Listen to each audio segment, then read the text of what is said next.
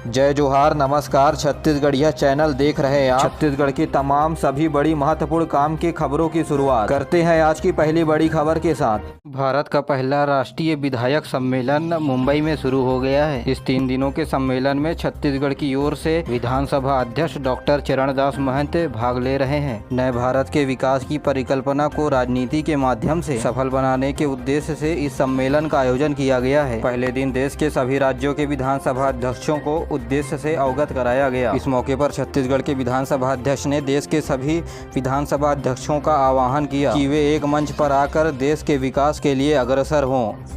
आगामी 21 जून को योग दिवस मनाया जाएगा। इस अवसर पर प्रदेश के विभिन्न शहरों और ग्रामीण क्षेत्रों में कई कार्यक्रम आयोजित किए जाएंगे। एक विश्व एक स्वास्थ्य की थीम पर कार्यक्रम को आयोजित किया जाएगा। इसके माध्यम से हर घर आंगन योग अभियान भारत सरकार के द्वारा चलाया जाएगा। छत्तीसगढ़ योग आयोग के अध्यक्ष ज्ञानेश सर्वा ने बताया कि अंतर्राष्ट्रीय योग दिवस के अवसर पर अधिक से अधिक लोगों के साथ सामूहिक योग अभ्यास का आयोजन किया जाएगा। सरकारी और गैर सरकारी संस्थाओं में भी सामूहिक रूप से योग का आयोजन किया जाएगा। उन्होंने बताया कि जिला स्तर पर होने वाले कार्यक्रमों में कलेक्टर को नोडल अधिकारी बनाया गया है।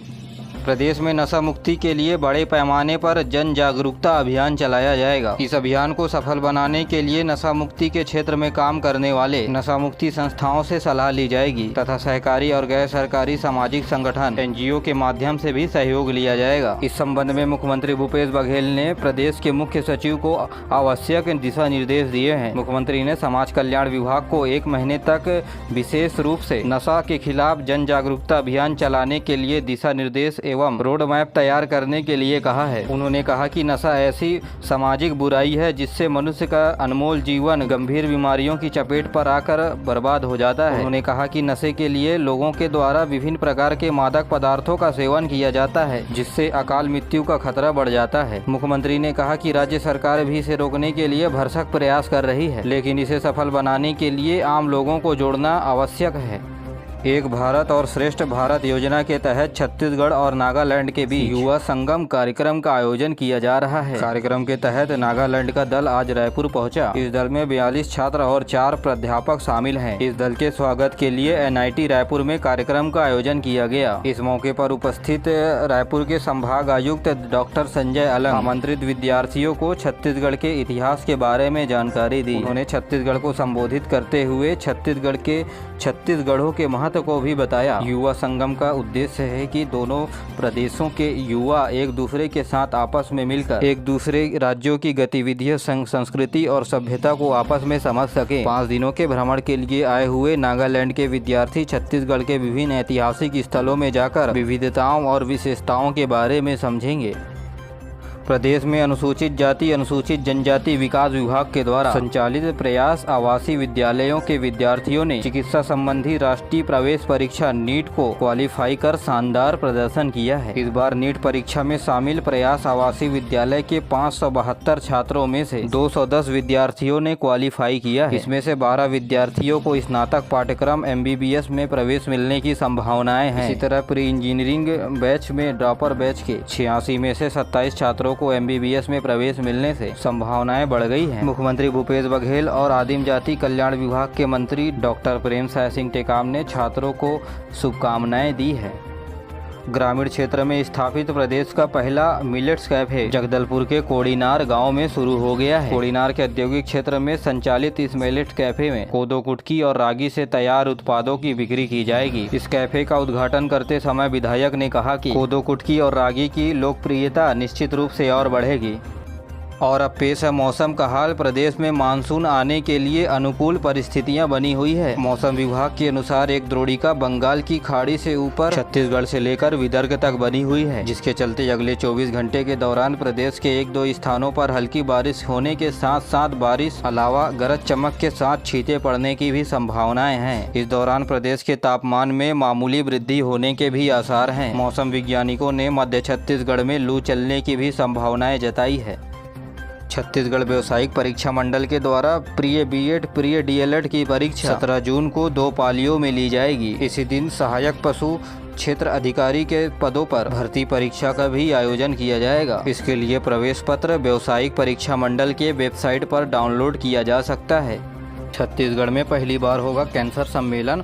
बालको मेडिकल सेंटर की तरफ से किया जा रहा है 2 दिवसीय आयोजन। इलाज के लिए कई विशेषज्ञ डॉक्टर होंगे शामिल। यह सम्मेलन बालको मेडिकल सेंटर की तरफ से किया जा रहा है। कैंसर सम्मेलन 17 एवं 18 जून को 17 और 18 जून को बालको मेडिकल सेंटर में केवल 2 दिनों के लिए आयोजित किया जाएगा। यहाँ मुफ्त में कैंसर का इलाज किया जाएगा।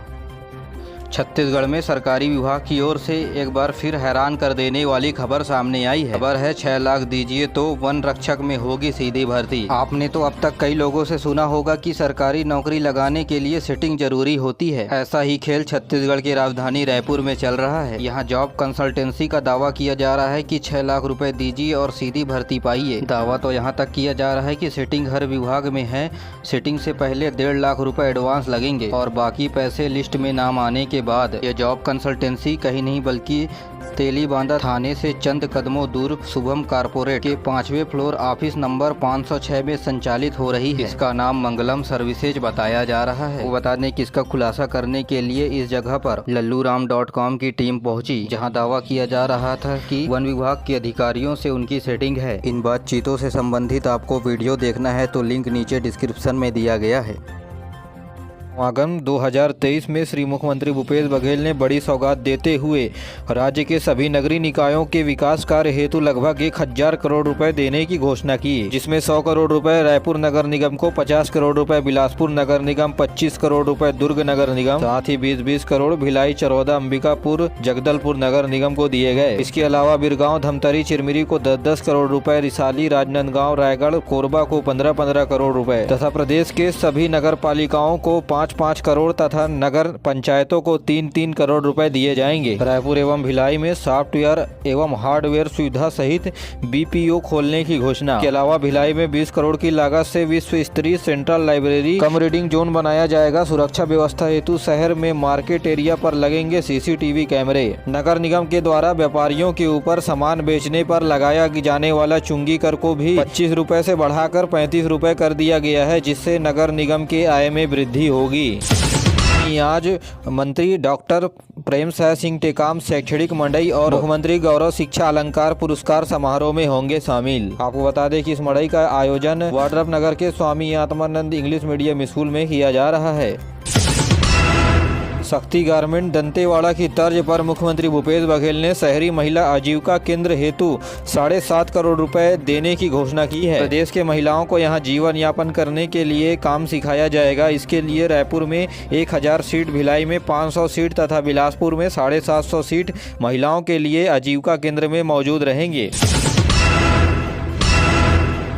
छत्तीसगढ़ में सेकेंड हैंड गाड़ियों की खरीदी बिक्री होगी आसान। परिवहन सुविधा केंद्रों में ट्रांसफर हो जाएगा नाम। सिर्फ 100 रुपए अतिरिक्त शुल्क लगेंगे, जाना नहीं पड़ेगा RTO। जी हाँ, आप घर बैठे ऑनलाइन माध्यम से नाम ट्रांसफर 100 रुपए शुल्क के साथ कर सकते हैं।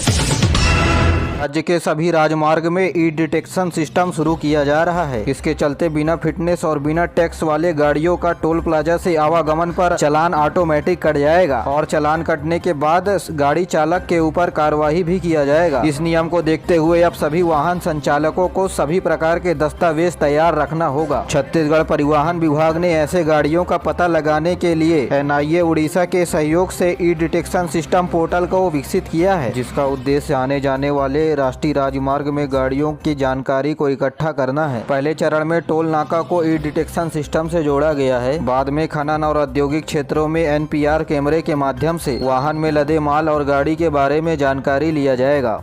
सुप्रीम कोर्ट के द्वारा 58% आरक्षण में दिए गए फैसले के बाद मुख्यमंत्री भूपेश बघेल ने सभी विभागों को भर्ती प्रक्रिया में तेजी लाने के निर्देश दिए थे, जिसके चलते सामान्य प्रशासन विभाग ने सभी विभागों को आदेश जारी करते हुए कहा, नियुक्ति और चयन प्रक्रियाओं को तुरंत शुरू करें। जानकारी के मुताबिक छत्तीसगढ़ में 58% आरक्षण के मामले को उच्च न्यायालय ने हाईकोर्ट के फैसले पर रोक लगा दिया है, जिसके चलते 58% आरक्षण में लगे स्टे को हटा दिया गया है, जिसके बाद सरकारी पदों में भर्ती का रास्ता साफ हो गया है। मुख्यमंत्री भूपेश बघेल ने कहा है कि वैज्ञानिक सोच के बिना लोगों का आगे बढ़ पाना संभव नहीं है। मुख्यमंत्री ने राजधानी रायपुर में 2 दिवसीय 18वां छत्तीसगढ़ यंग साइंटिस्ट कार्यक्रम का शुभारंभ किया। इस मौके पर उन्होंने कहा कि जनप्रतिनिधि और वैज्ञानिक मिलजुल कर के काम करें तो देश के हर एक समस्या का हल आसानी से हो सकता है। उन्होंने कहा कि राज्य सरकार हर क्षेत्र में तकनीकों का उपयोग कर रही है और अपने विभिन्न योजनाओं तथा कार्यक्रम में शामिल किए हैं। युवा वैज्ञानिकों से कहा है कि मौसम में होने वाले बदलाव के बारे में शोध करना चाहिए और इसके बदले जरूरी विकल्प की खोज भी करनी चाहिए। इसके लिए शोध के नए नए तरीके युवा वैज्ञानिकों को सोचना चाहिए। पंडित रविशंकर शुक्ल विश्वविद्यालय के कुलपति डॉक्टर सच्चिदानंद शुक्ल, छत्तीसगढ़ यंग साइंटिस्ट कांग्रेस के अध्यक्ष प्रोफेसर कल्लोर घोष समेत देश भर के यंग साइंटिस्ट इस कार्यक्रम में मौजूद हुए हैं। मुख्यमंत्री भूपेश बघेल ने कहा है कि जिन गोठानों में रोजाना 5 क्विंटल की गोबर की खरीदी होगी उन गांवों में बिजली बनाने की यूनिट स्थापित की जाएगी। मुख्यमंत्री ने ये घोषणा रायपुर के साइंस कॉलेज मैदान में आयोजित कोटवार ग्राम पटेल और गोठान प्रबंधन समिति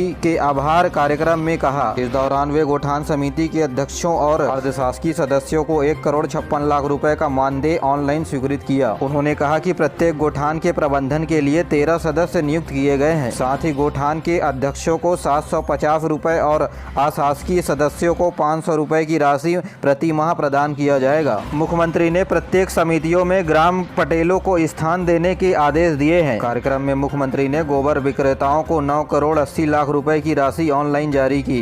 बालोद जिले में सड़क दुर्घटना